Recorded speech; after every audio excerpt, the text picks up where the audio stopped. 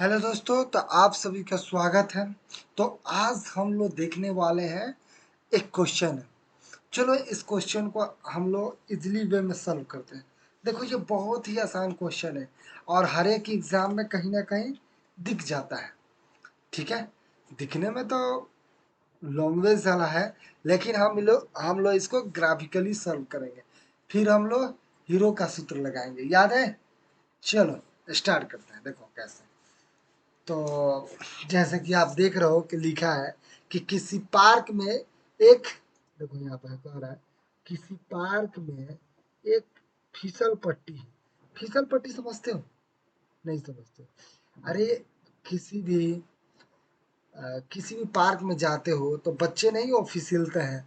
चाहे कोई कोई घर देखना जिसमें वो लोग स्लीपिंग का स्लाइड करता है लोग बच्चे। अभी देखो मैं बना देता हूँ यहाँ पे, ठीक है।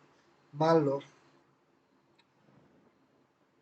चलो ऐसे हम बना देते हैं, ठीक है।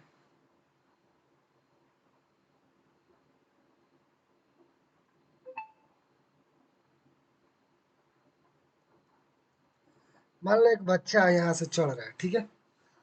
ठीक है, चढ़ा और यहाँ से ये बैठेगा और ऐसे ऐसे ऐसे एकदम यहाँ से एकदम स्लाइड करेगा। स्लाइड समझ सकते हो?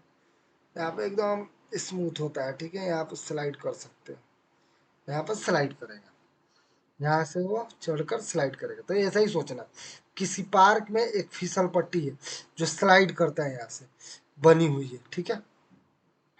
इसकी पश्चिमी दीवार मैंने साइड वॉल, मतलब मान लो ये किसी दीवार से जुड़ा होगा। तो ये और इसके पीछे वाला में से एक दीवार पर रंग पेंट किया गया। कह रहे हैं वो कि एक, मान लो कि कोई चीज है यहाँ से स्लाइड कर रहा है, मैंने यहाँ से स्लाइड करते हुए नीचे आ रहा है। और बीच में कुछ लिखा हुआ है, उसका नाम है पार्क हरा भरा और साफ रखिए। यहाँ पे लिखा है पार्क हरा भरा और साफ रखिए, और साफ रखिए रखिए, ठीक है। इसका अंदर लिखा हुआ है। देखो ये सब कहानी है, इस पर ध्यान मत दो। ये बस लिखा है तो देखिए दीवार की मात्राएं। मान लो इसको 6 दिया है, इसको 15 दिया है और इसको 11 दिया है, ठीक है। मान ले ये बराबर हो गया, ये बी बराबर हो गया, ये सी बराबर हो गया। ओके, तो एक बात बताओ, जब हम हीरो का सूत्र लगाते हैं तो हम लोग उसमें क्या देखे थे कि सबसे पहले हमें एस निकालना है। एस बराबर का होता है ए प्लस बी प्लस सी। सारे साइड्स को जोड़ दो। देखो ए पर मान लो तुम, मान लो 11 है, बी पर 6 है, सी पर 15 है। इसको ऐड करो, कितना होगा? 11 और इसका 26, 32, 32 होगा। By 2 equal to 16। देखो अब हमें क्षेत्रफल निकालना है। देखो एक कहीं ना कहीं ये त्रिभुज जैसा है ना, है कि नहीं? तो हम इसका क्षेत्रफल किसके लिए निकाल रहे हैं? हीरो का सूत्र से, ठीक है। तो देखो हीरो का सूत्र क्या होता है? S, S minus A, S minus B, S minus C. अब एस का वैल्यू कितना आ गया? 16। 16 माइनस 11, फिर 16 माइनस 6, फिर 16 माइनस 15। ओके, अब इसको घटाओ, कितना होगा? 16, ये कितना हो जाएगा? 5, ये कितना हो जाएगा? 10, ये कितना हो जाएगा? 1। अब एक बात बताओ, क्या मैं 16 को रहने देता हूँ? 5, क्या 10 को हम लिख सकते हैं 5:2? हाँ, ठीक है। अब इसको देखो, 16 को वर्गमूल कितना होता है? 4 होगा। और देखो ये 25 होगा, 25 का 5 हो जाएगा, अंडर में 2। इसका मतलब इसका आंसर हुआ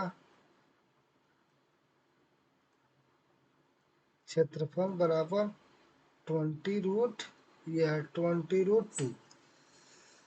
बहुत ही सिंपल क्वेश्चन था, बस हमको समझाने के लिए तुम्हें समय लेना पड़ा। देखो इस टाइप का अगर क्वेश्चन हो तो हम लोग हम लोग इसका क्षेत्रफल निकालने के लिए बहुत ही आसान है। तीनों का भुजा को ऐड कर दो, तीनों का साइड से ऐड करो, जो आएगा उसका फॉर्मूला लगा दो, एस बराबर S minus A, S minus B, S minus C. क्योंकि एस एस निकालना पड़ता है, इसमें बहुत ही जरूरी है। एस निकल गया 16, 16 माइनस पहला वाला घटाओ, फिर 16 माइनस दूसरा वाला घटाओ, 16 माइनस तीसरा वाला घटाओ। ओके, तो बहुत ही आसान क्वेश्चन है। मान लो ऐसा ही कोई क्वेश्चन फिर देगा, ऐसे दे देगा, कहेगा एक बालक है जो यहाँ से स्लाइड्स कर रहा है, मान लो इसका दे दिया 20, इसका में 10, इसका दे दिया 30, तो तुम क्या करोगे? एक ऐसा ट्रेंगल बना लेना, इस तीनों को जोड़ दो, 30, 20, 10/2, कितना हो जाएगा? 50, 60, 30 आ जाएगा। टोटल जोड़ोगे तो 30 होगा, 30 का 2 कितना हो जाएगा? 30 हो जाएगा। अभी इस 30 को क्या करना है? 30 को क्या करना है? 30 में से ही फिर 30 लिख कर उसमें से एक बार 30 घटा दो, 20, 30, 50 दो, फिर 30 लिख कर एक बार 20 घटा दो, फिर 30 लिख के एक बार 10 घटा दो, जो आएगा वही आंसर हो जाएगा। देखो मैं यहाँ 30 में से 30 जाएगा तो जीरो, तो सब जीरो हो जाएगा, क्योंकि मैंने आंसर रेंडमली तुमको समझाने के लिए लिया है डाटा। समझे? मतलब फॉर्मूला ऐसा ही लगाना है हमेशा। तीनों को जोड़ना है, तीनों का साइड्स जो यहाँ रहेगा, जो यहाँ रहेगा, जो है, तीनों को जोड़ दो और 2 से डिवाइड कर दो, तो जो आएगा उसको अंडर रूट में रख कर पहले रख दो। एक बार इसी में से पहला वाला घटा दो, मान लो ये 6 घटा दिया, फिर इसी को लिख कर एक बार दूसरा वाला घटा दो, फिर इसी को लिख के एक बार तीसरा वाला घटा दो।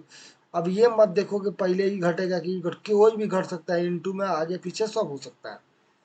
तो समझ में आया होगा, आशा करता हूँ। चलो धन्यवाद। अच्छा लगा हो तो लाइक शेयर एंड सब्सक्राइब कर लें।